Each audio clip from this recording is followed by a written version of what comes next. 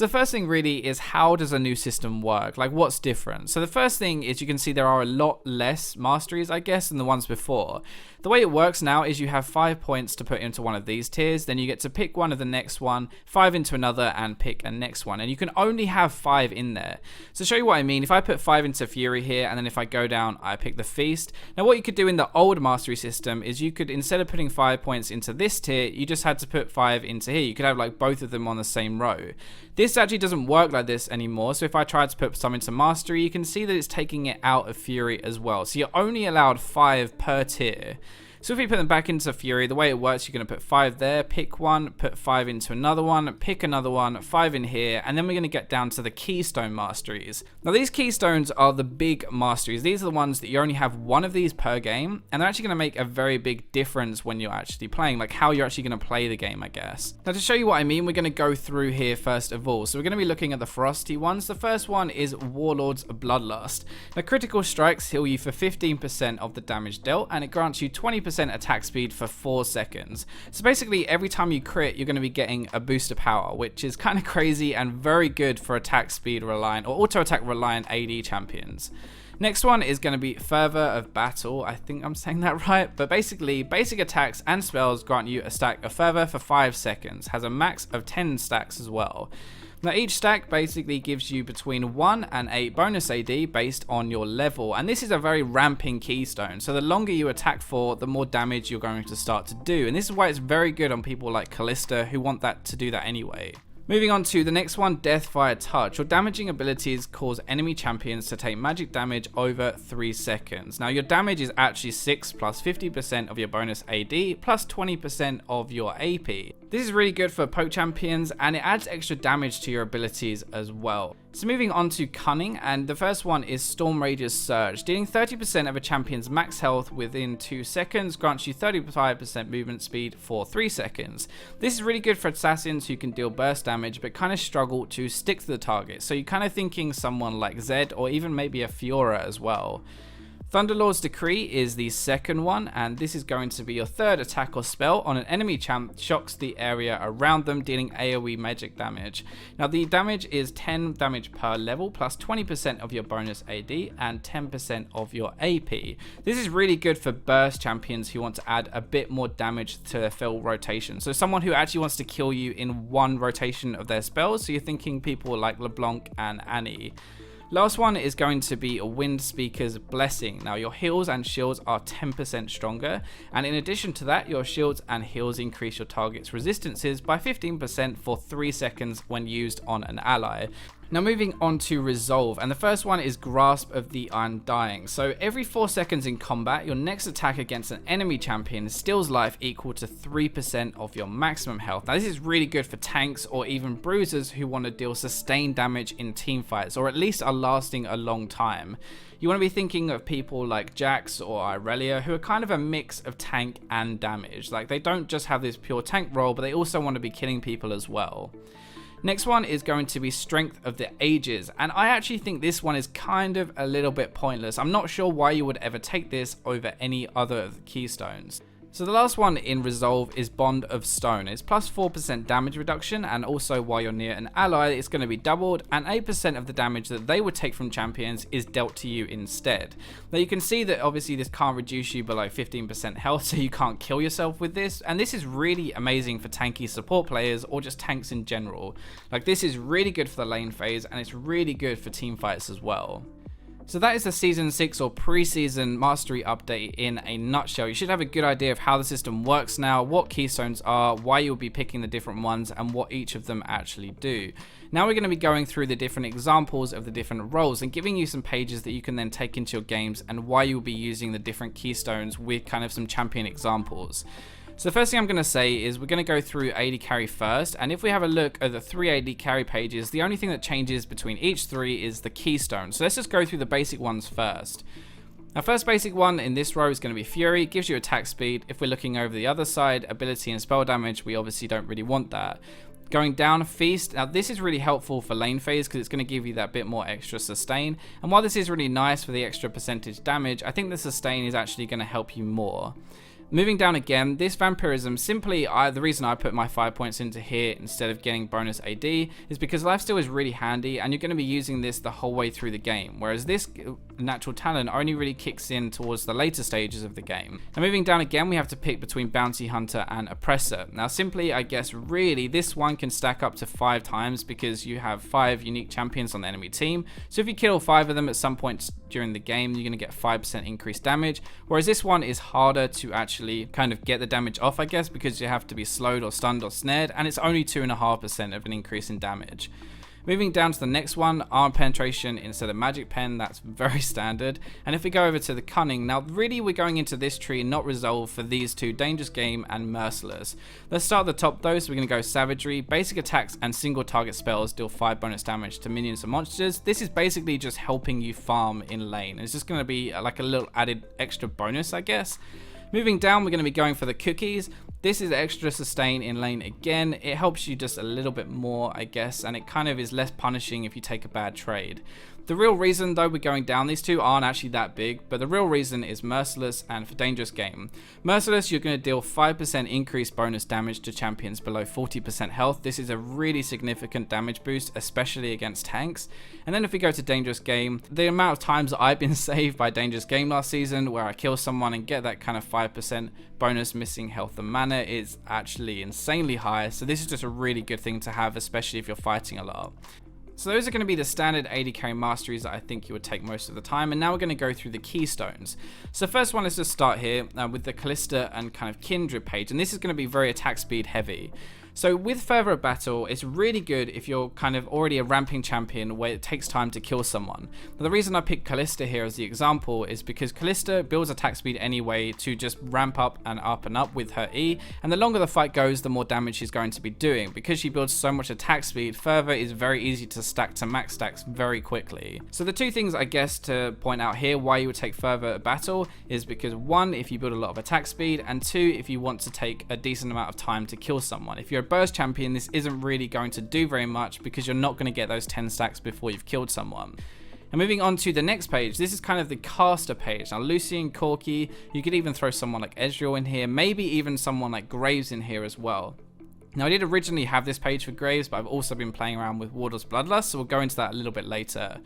Now with Deathfire Touch, your damaging abilities cause enemy champions to take some damage basically over 3 seconds. So it's kind of like giving them a bleed, I guess, in a way. That's a very similar mechanic anyway. Now the reason this is so good with people like Corki and Lucian is they have these low cooldown spells and they're kind of pokey. So when you have kind of a poke champion, really you want to, like for Lucian for example, you'll use this, you'll poke with your Q and it'll just add a little bit more damage onto your ability. And also if you're very kind of ability reliant, when you're constantly layering your abilities, it's just going to refresh this over and over. So you're going to be doing a ton of damage. Now if we go on to the final one, this is going to be Warlord's Bloodlust. Now critical strikes heal you for 15% of the damage dealt and they grant you 20% attack speed for 4 seconds. Now if you're going to be building a lot of critical strike, this is really, really good. And this is kind of more for the auto attack reliant champions and crit reliant champions. Now the reason this is so strong is because 1, it's going to heal you for that damage dealt obviously, but the other really bigger thing is it's going to grant you 20% attack speed for 4 seconds. And even though this has a cooldown, it's only got a 2 seconds cooldown. So in theory, you could have this on and then after 3 seconds, you could actually just refresh the buff. So you could actually keep it constantly up if you crit enough in a team fight. So that is going to be the AD carry pages. You have the 3 keystones and I hope you have a good idea now of which you would take into which one. To give you an example, these are things like Jinx, Kate and Graves for example, who are going to be auto-attacking and critting a lot. So now if we go onto the AP pages, so we have 2 AP pages, AP Assassin and AP Poke, and this one is going to be very similar again, it's just the bottom 2 that are actually going to be changing each time.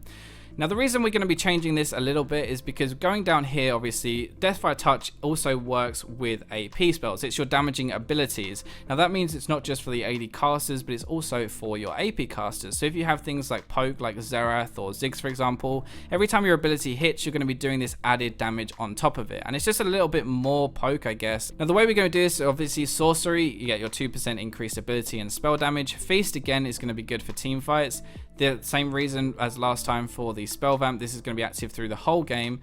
And then we're going down to Bounty Hunter, again exact reason. The one it changes here is magic penetration and then down to Deathfire Touch. Again, this is very similar to the AD page. I'm not going to go through this because it's just you want the Merciless and you want the Dangerous Game. Now when we go for the AP Assassin, these are people like LeBlanc, for example, like Diana. Like you really want the start down here, so the Sorcery, Feast, Vampirism, and Bounty Hunter, because this is going to be increasing your damage. But then we really think that we want the Thunderlord's Decree. So we're going to be going Savagery again, same 4, and then we're going to be going down here, Precision. This is going to be giving you armor and magic penetration. So it's kind of like this, but it's not going to be like a percentage there. It's just going to be a flat amount of armor penetration, of magic penetration, sorry.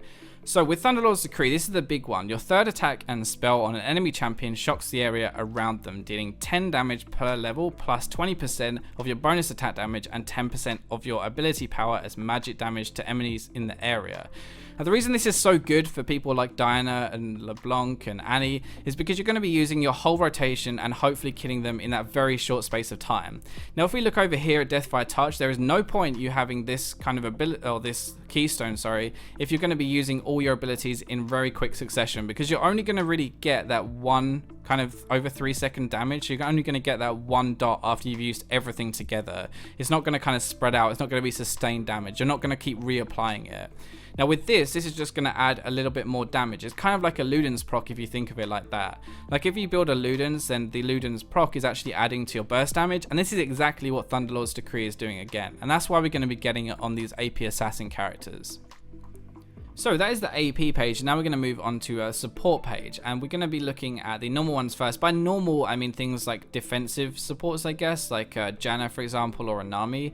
We're going to be taking Wanderer, 3% movement speed. Actually, simply these first 3, we just don't want the other ones. Like we don't want Savagery because we're not going to be last hitting. We're not jungling, so we don't want this one. And we're not doing damage, so we don't want this one. So that's a simple option just for these 3. Moving on to Bandit, this is the really big one in the Cunning Tree, and we're going to be picking up this for both of our support pages, and we're going to be gaining 1 gold for each nearby enemy minions killed by allied champions. It also gives us an additional 3 gold, or 10 if you're melee, for hitting an enemy champion with an attack or a spell. This is just going to help our gold generation, that's why we're picking that up. And then moving down, we're going to be going into Intelligence, which is the cooldown reduction cap increased by 5% and gain 5% cooldown reduction. Now for these like spell-based supports who are kind of trying to save people, like for Nami for example, having your Q on a lower cooldown, having your W, your heal on a lower cooldown is actually very, very helpful for a team fight scenario, which is really important actually here. Now, last one is going to be the keystone is a Wind Speaker's Blessing, and this is simply just because we want to be making our heals and our shields stronger, and also buffing our targets with our heals. Now if we move on to the resolve side of things, we're going to be taking the health regen per 5 seconds. Over here we don't really want this because we're not going to be building much flat armor and magic resist, so the bonus percentage isn't really going to be useful for us. Here you take 2 less damage from champion and basic monster attacks. You could actually get the explorer here. Now both of them are pretty good, but I just feel personally that a support is going to be trading in lane a lot, and this one is going to be more useful, I guess. Now over here again, this could be either or. Over here you're going to be 8% bonus to all shields and healing on you. Now this is kind of good for these champions if you're getting focused, like Janna and Nami are squishy champions, so you're often getting beat up, I guess, and it's going to give you a little bit of bonus, but you could just take the bonus health here as well. The reason I actually haven't taken the bonus health on these ones is because they are low health, and you're not really going to have much of a health pool for the percentage to really make much of a difference. Moving down again, Insight, your summoning spells have a 15% reduced cooldown. Now most people when you get this are thinking of your flash cooldown, but actually it's more for your exhaust or your ignite cooldown. Those things can make a big difference in lane trades or fights, and getting a difference between getting a kill or getting killed yourself. So this is why we're going to be picking this up. Now moving on to the other one, you kind of have these 2 sides, right? You have kind of more squishy supports, I guess, like the supporty supports, and you have these kind of tanks. Now when we're looking at tank, the cunning page is completely the same. I'm not going to go through this again because we just went through why you would go through that. Now over here we're going to be doing 2 health regen again. Again, you aren't building much armor and magic resist, which means you won't really benefit much from the percentage. Again, we're going to be taking a lot less damage, and these tanky ones are designed to take damage, so I would recommend Tough Skin this time. One thing with Veteran Scars, when you have a tanky kind of support, you don't really have shields and heals as much, I guess, and you also do want the health because you are going to be building more defensive, I guess, rather than supporty. Moving down again, we want to be taking the summoner spell cooldown for exactly the same reason as last time, and then the 3 armor magic resist for each nearby champion, for enemy champion, sorry, and this is going to be really, really good for team fighting. Now when we get down to the keystone here, this keystone, okay, I think is one of the best keystones actually for being a whole well-rounded keystone, I guess, in the entire game. So Bond of Stone is a 4% damage reduction, and while you're near an ally, this bonus is doubled, and 8% of the damage they will take from champions is dealt to you instead.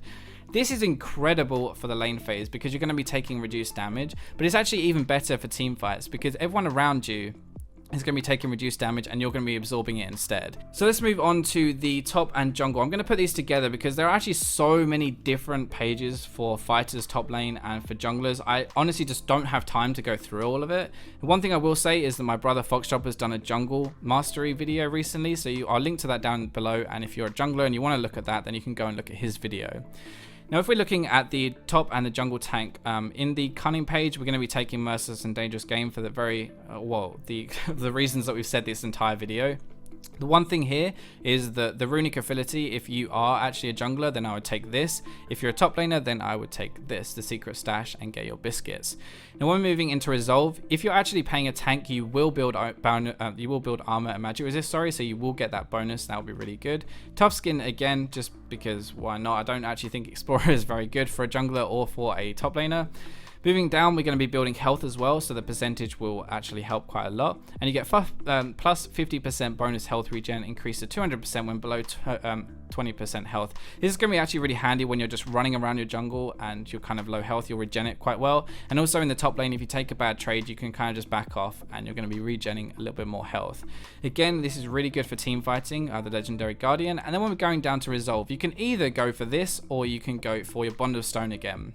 Now, if you're taking like a super tank, Bond of Stone is going to be really good. Whereas if you're playing kind of more of a, I don't know, like a fighter, I guess, then the Grasp of the Undying is going to be better. So that's going to be for your tanky page, and if we're going for someone more damage based, we're going to go for something very similar to the AD page. So all of these are very similar except Feast. We don't want to be taking this because we're not really farming, so we can take the extra damage. And then we get down to the bottom, Death by Touch. This is going to be good because, well, basically it just gives you extra damage. It's going to be giving you this kind of bleed effect, I guess, when you're actually going in and you're doing some damage. Now you can take further battle if you're building a lot of attack speed. So things like Nocturne, for example, who just wants to attack all the time and will put a lot of attack speed in. This could actually be really good because you will get like the further battle. It'll take you some time, but if you're playing someone who's more bursty, then it's going to be better to get the Death by a Touch. So someone like Lee Sin or Vi, for example, this will probably be a little bit better.